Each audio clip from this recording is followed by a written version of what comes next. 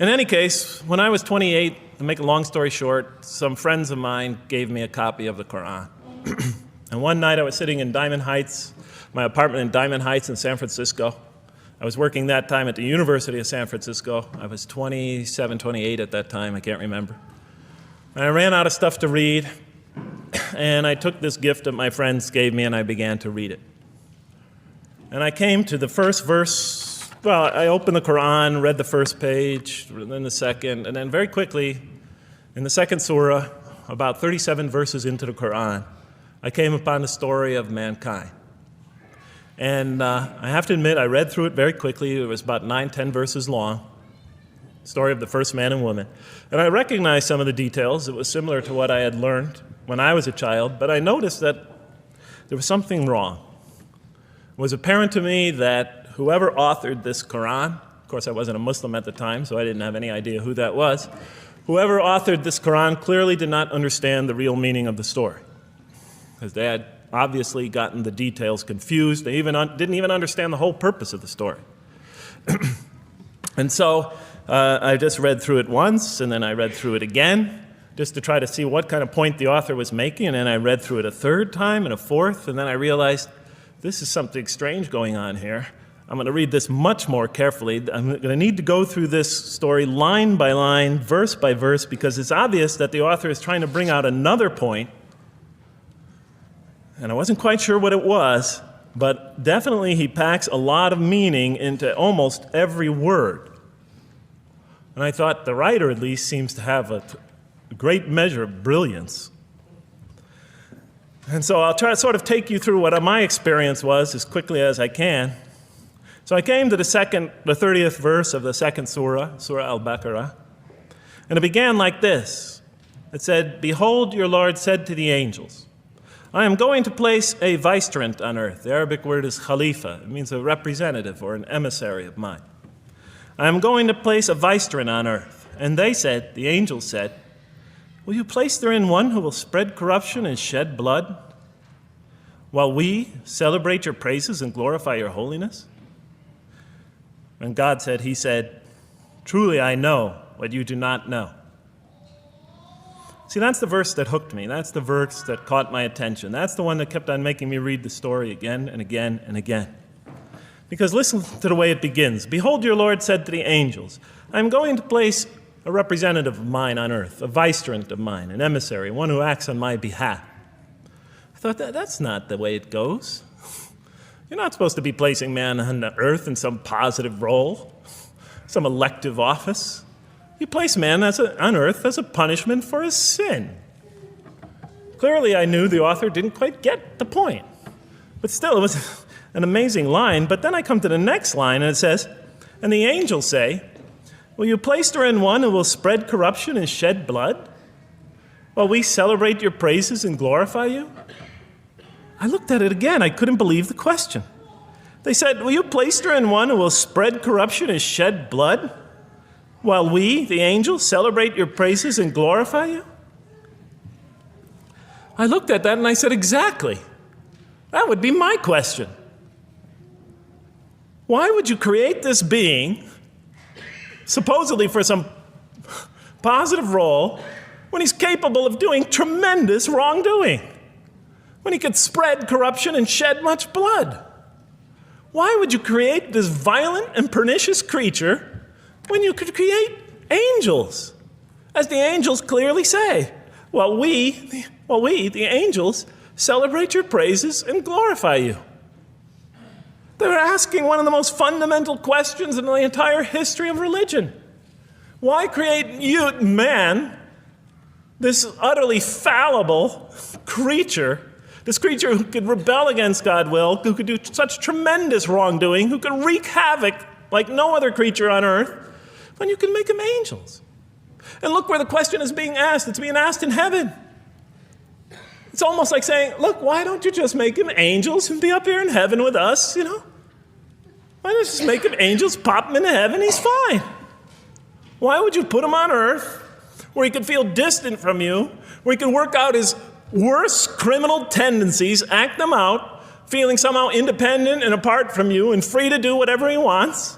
when you could just make them angels and put them in heaven and make them perfectly submissive to your will? I looked at that question and said, that's my question. I'm not even a single verse into the story of mankind, and there before me I see my question. That whole question, everything that I ever thought, everything that I ever experienced, everything that I ever knew was in that question. It was as if the author took my life and wanted to pick out exactly the right question to humiliate me, to provoke me, to anger me. Why create man, this most destructive and violent creature, when you could make him angels? And then look at the answer. And he said, God said, truly I know what you do not know. You know, in modern parlance, we would say, I know exactly what I'm doing. I read that and said, what? You know what you do not know? You know exactly what you're doing? Well, please inform me. Tell me what you're doing. Because, you know, I'm 28 years old and I haven't figured out it yet. And I have a lot of issues that I'm still dealing with that's connected to this question. You can't just get off that easy. You can't just tell me you know exactly what you're doing. Not after what I've been through. Not after you made me this way. And then I realized, of course, I was arguing with a God I didn't even believe in. And that would happen several times as I read through the Quran. And sometimes I would just get into so agitated by what I read, I'd start arguing with this voice that I'm reading before me, that's calling to me. So we turn to the next verse. Well, it turns out that the Quran just doesn't dismiss the question. It starts to answer it a little bit. And in the next verse it says, and he taught Adam, God taught Adam, the names of all things. And then he placed them before the angels and said, tell me their names if you are right. So this verse is clearly referring to the previous one. But notice what it says. Now, I from my own background, I remember Adam naming things, but it wasn't connected to any answer to any philosophical question. But here, notice what it says. And he taught Adam the names of all things. And I realized already, just from the first verse, you got to read these verses very carefully because it's packed with a lot of symbolism and meaning.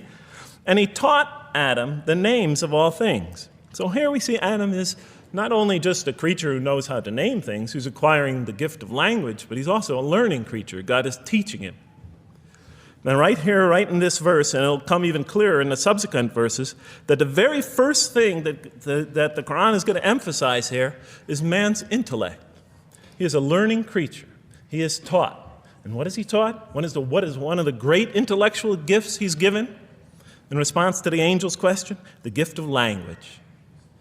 Because through language, mankind could not only learn, but he could learn things not only through his own experience, but he could learn things that other people have experienced of times and places that are hundreds, thousands of years and miles separated from him. And so that all our knowledge becomes cumulative. Every generation learning from the generation before it. I'm learning today from authors I read from other sides of the world that may have existed 2,000 years ago. And so we all contribute to our collective learning and knowledge. And so I'll see later in the Quran, when the Quran will emphasize this again and again and again. Like in one verse it says, read in the name of your Lord who created. Created a man out of a tiny creature that clings. Read, it commands the reader. For your Lord is most bountiful. Why is he most bountiful? What great gift did he give you? For he taught man the use of the pen.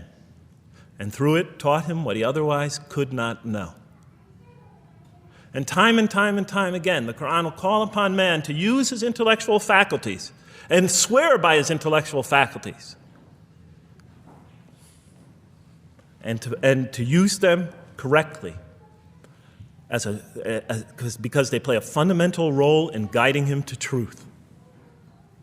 I never came upon a scripture that puts so much emphasis on the correct use of our intellectual faculties, on the harnessing of reason, in helping us attain to faith. And he taught Adam the names of all things. And then he placed them before the angels and said, tell me their names if you are right. Okay, you have this objection, you have this natural question about this creation of mankind. Here, this mankind is this human being, this human creature is a learning creature. He has many intellectual gifts. Here, I'm going to place these things before you. Tell me their names if you are right about man. And what did the angels say? In the next verse they say, "Glory to you. We have no knowledge except what you have taught us. In truth, it is you who are knowing, the wise." They say this task, this intellectual test that's put before them is beyond their grasp.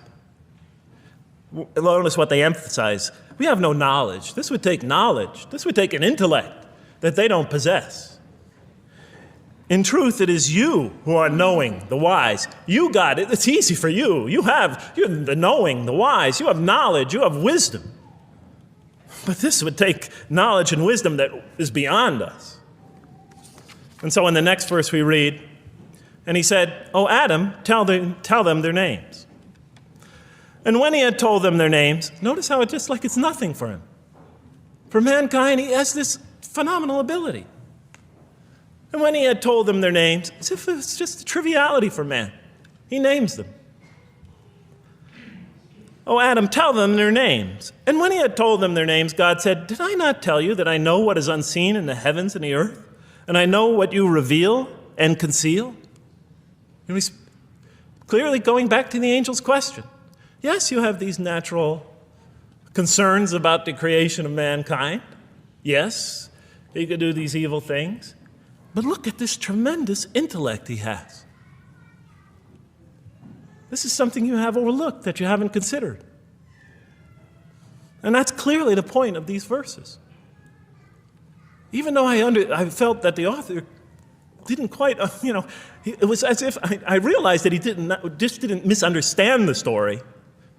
He was taking one of the great stories in the history of humankind, one of the fundamental greatest stories in the history of mankind, and molding it and using it as a vehicle for an entirely original message.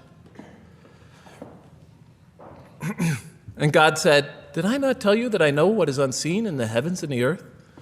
And I know what you reveal and what you conceal?" In other words, didn't I tell you I know exactly what I'm doing?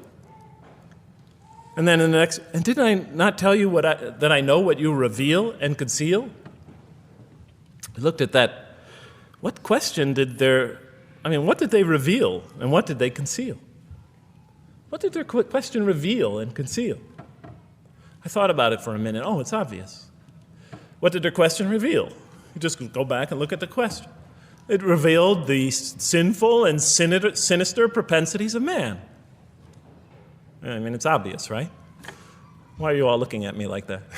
You're starting to scare me. You're all looking very serious. Am I losing you? Wow. Okay. So, they revealed the sinister and evil propensities of man. But what did their question conceal? And all you have to do is think about it for a minute. Human beings, yes, they could do evil. Yes, they could do wrong. Yes, they could create misery. But they could also do exactly the opposite. They could choose to do evil. They could choose to do tremendous good. They could choose to do tremendous violence. They could choose to show tremendous compassion. They could choose to live by falsehood. They could choose to live by the greatest truths. They could be terribly ugly. They could be terribly beautiful. And up until that point in my life, I, like the angels, that only saw one side of the coin. And for the first time when I read that verse, believe it or not, it was an eye-opener for me. I had always been obsessed with the evil potentials of human beings. When I read that verse, I realized that, and I had a great example right in front of me with my own mom, I realized that I had been blinded by only one side of human nature. So we go on to the next verse. "And behold, we said to the angels, 'Bow down to Adam,' and they bowed down. But not so Iblis." Iblis is like the father of Satan, satanic beings, forces, creatures, existences. "He refused and was arrogant. He was of those who reject faith." An interesting statement. "And behold, we said to the angels, 'Bow down to Adam,' and they bowed down." Bowing down could symbolize two things. Bowing down could symbolize the superiority or potential superiority of one being over another, and so they bowed down to them. Bowing down could also mean that they serve that creature in some respect. Of course, the Quran says that all beings serve God, all created beings serve God. But this verse seems to be indicating, and the rest of the Quran will make it clear, that these angelic beings, these angelic entities, will serve the development of mankind. We'll even see later that the satanic beings serve the development of mankind. Both forces, angelic and satanic, will serve the development of mankind. Because one will present man with a choice to do the most altruistic things. The other will simultaneously try to influence man in the opposite direction. And so human beings will be moral creatures and will have to make moral decisions. And it's in those moral decisions that they will grow spiritually and morally as human beings. And they'll take that into the next life. And the angelic and the satanic forces will be catalysts for those moral choices that they make. They will heighten the human being's awareness of the rightfulness and the wrongfulness of the choice he's about to make. And the self, the soul, the nafs, as they say in Arabic, will have to make the ultimate choice between good and evil. And that choice, that test will come again and again and again as human beings either grow or decline. And those tests will come again and again and again to try to help him towards his spiritual evolution, to bring him back, but that choice is ultimately ours. But I'm getting ahead of myself. And so we said to the angels, bow down to Adam, and they bowed down. But not so Iblis. Iblis is Satan, this rebellious force, this evil prompter, the one who whispers into the human heart. He comes into being. And with the introduction of Satan, we have the introduction of evil, that evil influences on human beings. And notice why Iblis does not bow down. He refuses because he was arrogant. You know, we often hear what's the root of all evil? In the West, it's always money, greed, etc. Here the Quran says that, seems to be saying that the root of all evil is not always material wants. It's not always money, it's not always greed. At the heart of evil is arrogance, putting yourself above all others, of assigning to yourself special priority and neglecting the rights of others, of pride and arrogance and envy, the source of evil. He was of those who reject faith. I looked at that verse and I said, okay, I get why you would create angels to sort of influence man in a positive direction. But why in this story now are you introducing Satan? What sort of role was Satan play? And then, of course, you just think about it for a minute and you say, yes. The story is telling us that on one hand, we have these magnanimous urgings come from one direction. On the other hand, we have these satanic urgings coming from another direction.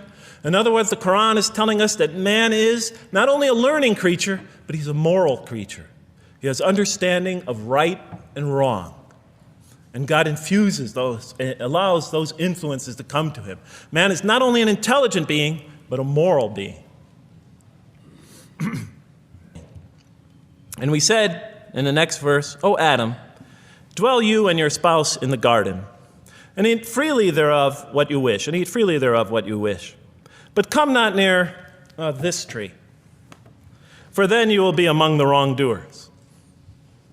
I looked at this verse and I was, starting to wonder if the author was drifting back to the old story again. I was confused.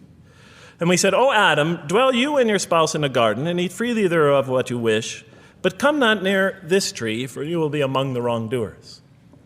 I thought it was drifting back to the old story. Man sins, man's punished for his sins with earthly life. Maybe the author is drifting, he had a good idea, and now he's drifting back to the sort of traditional story. Maybe he couldn't make his mind up what story he wanted. Except for a couple things about this verse, and this happened with almost every verse as I read through it, is that the whole tenor of the passage is sort of not what you would expect. I noticed that the Quran in this story has a tremendous penchant for understating things. Because it says, and said to Adam, dwell you and your spouse in the garden, and eat freely thereof what you wish, to Adam and his spouse. But come not near this tree, for you will be among the wrongdoers. There's no sense of God being threatened by the possibility of man eating from the tree. In this story, we don't see in this verse, we don't see that God is nervous at the prospect, that he's threatened by the prospect, that he's anxious about it. The tree that he picks, it seems like he's just picking out any tree. Nothing special about the tree. go not near this tree, for you will be among the wrongdoers. Satan will later come to him and tell him it's the tree of eternal life, of a kingdom that never decays. Turns out to be a complete falsehood in his part. Nothing special about the tree. It's just a tree. God's not nervous at the prospect at all. You know, in the tradition that I came from, God is threatened by the prospect. He has to put an angel with a fiery sword by to protect the tree so that mankind never goes next to it again. I'm not putting it down. I'm just pointing out the difference of the story. They're both beautifully told. But he has to guard the tree. Why? Because if they eat from it, they'll become gods like us. This man, he already has a rebellious nature. Can you imagine if he eats from this tree? No, can't let him get near that tree. But here, just, calmly says, but if you do, you'll be among the wrongdoers. God is not worried about himself. He's just warning man, making it clear that if you do this, you've committed a wrongful deed. Again, the whole tenor of all these verses that you read through it is God knows exactly what he's doing. Okay, next verse. But Satan caused them to slip and expelled them from the state in which they were. And we said, go you all down, some of you being the enemies of others, and on earth will be your dwelling place and provision for a time. What? I said. I was expecting now the rage, the anger, the violence, the jealousy. That's what I was expecting. Okay, they eat from the tree. Where's the rage, the violence? I'm going to punish you now. You're going to sweat on earth. And you're going to suffer, and you're going to stub your toe, and you're going to work, and you're going to labor. And you're going to die there for what you did. And where's the woman? All right? And the woman, right? She's the one who's going to suffer the most, right? She'll have to suffer labor pains and monthly cycles, right? And bleeding and crying out when her children come into the world. And she'll scream out. And worst of all, the greatest humiliation, the man will rule over her. When he's obviously her intellectual inferior because she and Satan seduced him, and he just bumbled along and committed a wrong deed. Well, I don't mean to make light of it. But the story is obviously different, though. No threat here. As a matter of fact, look at the way it says, O Adam, dwell you and your spouse in the garden, and eat freely thereof what you wish. But come not near this tree, for you will be among the wrongdoers. Then they make the mistake. But Satan caused them to slip and expelled them from the state in which they were. And we said, go all you down, some of you being enemies of others, will be adversaries of others. Some of you will be adversaries of each other. And on earth will be your dwelling place and provision for a time. This is not a deity losing it. If you look at it, on earth will be your dwelling place and provision for a time.